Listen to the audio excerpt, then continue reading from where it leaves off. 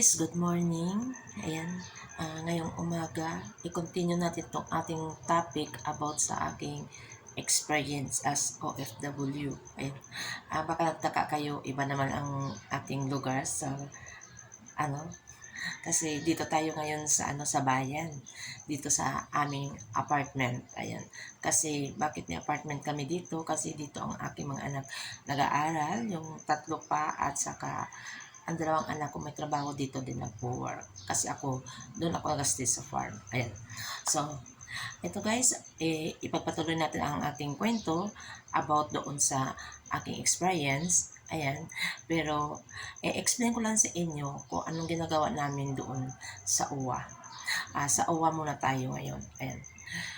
Doon sa UWA, ang bakit nagtitraining ang mga aplikante sa UWA, yun ay about sa pagsasalita o dialect ng Arabo. Yan. So, bago kayo mag-fly, yan. Sorry kay na-interrupt ako kasi dumating yung anak ko. Nagatid sa kanyang kapatid. Ayan. Yung about sa UWA, doon sa UWA, bago kayo lumipad ng abroad, kailangan dumaan kayo sa UWA. Ganun. Kasi, hindi kayo pwede pupunta sa Middle East pag hindi nyo alam ang salitang Arabic.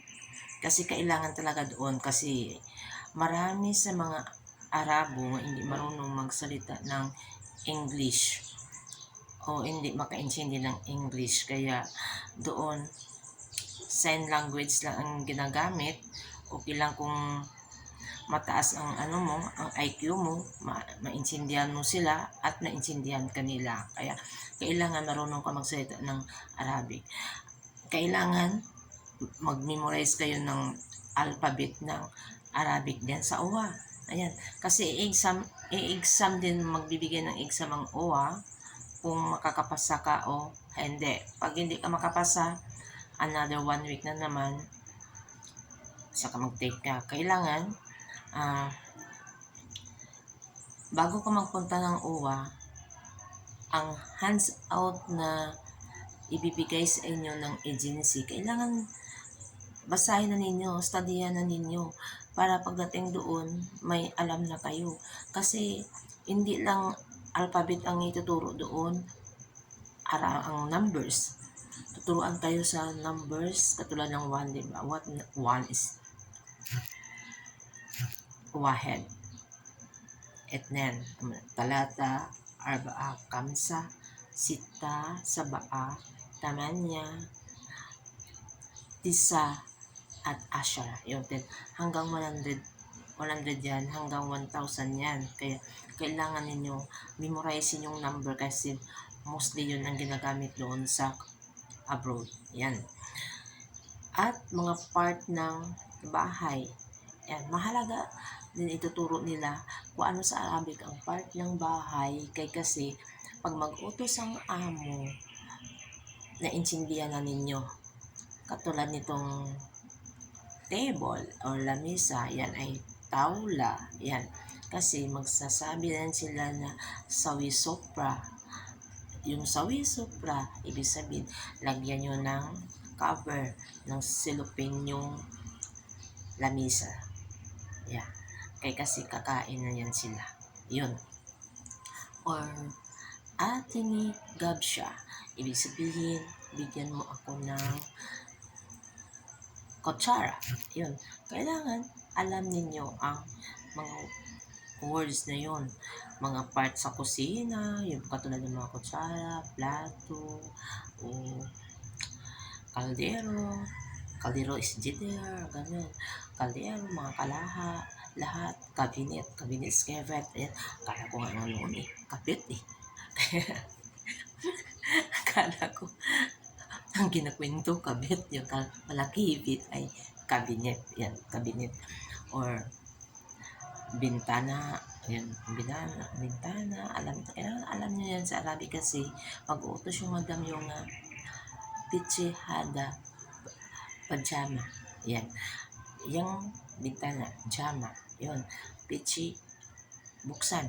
Kasi magpausok yan sila or Peachy had a Bob store. Ayan, Peachy. Or,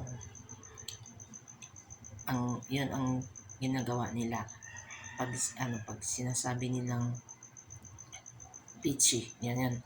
Kasi, wala naman problema sa mga spelling kasi hindi naman sila nakapokus doon. Pero, sa lang doon sa sa Arabic, pero sa OWA kailangan kung anong spelling na binibigay sa inyo ng nagtuturo o nagsiseminar sa inyo, yun talaga yun. Studian din ninyo ang kulay kasi mahalaga din ang kulay doon. Tulad ng orange. Ang orange doon ay parang dalandan yata. Nakalimutan ko yung orange. Katulad ng Astra, ganon. Abiad, ganon. Or Asfar, yan. Kasi yung Asfar parang yellow yun eh. Abiad, marami pang ibang mga kulay kasi i-review lang natin yan kasi hindi lang kulay ang ninyo, ang pwede nyo doon studian.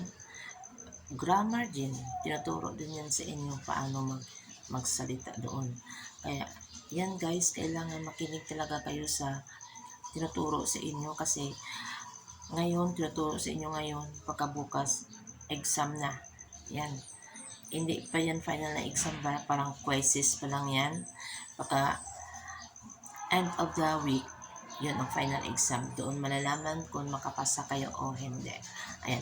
Pag nakapasa na kayo doon sa sa OWA, pupunta naman kayo sa FIDUS. Yung FIDUS naman, yun ay nagtitraining ng kung anong dapat yung gagawin sa abroad. Katulad sa inyong madam. Kailangan, pag sinabi ng madam ninyo na huwag kang magsalita o huwag kang maglapit sa iyong among lalaki, huwag mo yang gagawin. Kasi pag ginawa nyo yan, tiyak, masasaktan kayo o pag-initan kayo ng inyong madam. Kung anong kailangan ninyo, anong problema ninyo, direct to madam. Tapos, hindi kayo titingin sa asawang lalaki. Okay lang kung hindi silosa ang babae, wala problema yun.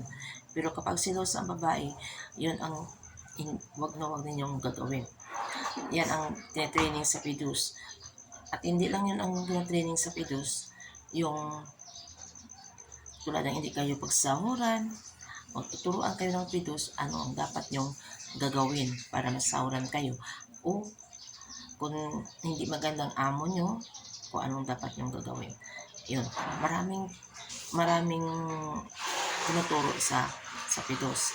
Kaya, kailangan ipasok na talaga yun sa kokote ninyo para hindi kayo mapahamak sa abroad. Kasi yan ay mga mga strategy lang na tinuturo sa inyo para hindi kayo mapaano doon sa abroad. After ng FIDUS, yan, ay pupunta na kayo ng training center for TISDA. Doon sa training center ninyo, sa inyong agency, tuturuan kayo kung paano kayo maggamit ng washing machine para, siyempre tayo, hindi naman tayo tanga, hindi tayo marunong maggamit ng washing machine, di ba? Paano magamit ng plancha, yan. Paano magamit ng mga rice cooker, paano maglinis ng bahay, ng banyo. Yun ang training doon at paano mag-table sitting or mag-cover ng kama.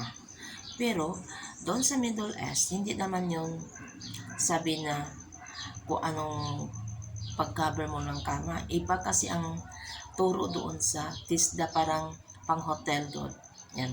Pero kung doon na sa sa mga, kung katulong ka lang doon sa abroad, hindi mahalaga yun. Pero sa TISDA, kailangan gagawin ninyo kung anong tinuturo sa inyo para makapasa kayo. Pero doon sa abroad, gagawin ninyo kung anong nasa isip nyo. Hindi na ninyo kung anong tinuturo sa inyo, i-apply nyo doon. Kasi iba-ibang strategy doon sa abroad. Kasi doon sa abroad, kung ano lang ang ayos mo sa kama, okay lang yun sa mga madam. Wala problema yun. Kung paano ka ano doon ng table, wala problema yun. Kasi mostly hindi naman sila sa table kumakain eh. Sa sahig yan sila kumakain. Maglapag lang yan sila ng sopra, nga tawag yan. Yung parang, ano yan, mahabang plastic niya, ng cellophane. Yan, ilapag dyan sa sahig. Kasi ang purpose nila dyan, tapos nila kain, pagligpit ng katulong, hindi na, ano na lang, irolyo na lang yan at itapon sa, sa garbage or, yan ang tawagan nila nga, sa bala. Garbage yun. Yan. O ilagay nila sa case. Ayun, tawag nila yung sidlanan ng basura, ng silupin na itim. Case sa bala yan. Yan. Aswad ang tawag dyan. Kung sa, ang itim aswad. Ang puti abyan. Kaya yun. Kaya yun ang importante guys. Ang matutunan ninyo sa abroad.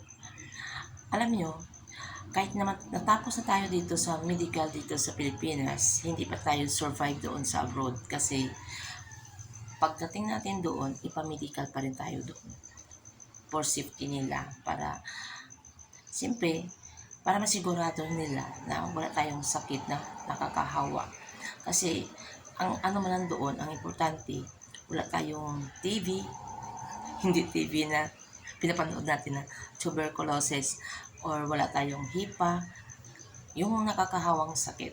Tapos, i-immunize tayo doon ng para sa lamig. Yun, kasi yun ang experience ko para kung araw ng winter, kasi hindi pa sanay ang katawan natin sa winter, makamalaria tayo doon. Yung manginginig tayo, kaya kailangan natin ang immunization yan sa para sa mga lamig. O kung may mga kasi may lamok din doon eh, kaya yun. Kaya guys, hanggang dito lang muna tayo. Sa sunod naman natin yung episode, ipapatuloy natin ang ating kwentuhan. Ito si OFW Forever Love, and sa wala pa nakasubscribe, i-click na ninyo ang aking bell button para sa sunod nating video ay ma-notify natin. Ma-notify ko kayo. Ayan. Ito si Infinity TV. Si OFW Forever Love para ito. Nagpapaalam na sa inyo guys. At kung nagustuhan niyo ang aking video, pwede niyo ito i-share. Mag-comment kayo dyan sa comment section para sunod natin pang mga upload. Malalaman natin kung ano ang inyong mga question o ano ang inyong mga comment sa ibaba. Ayan. Bye-bye guys!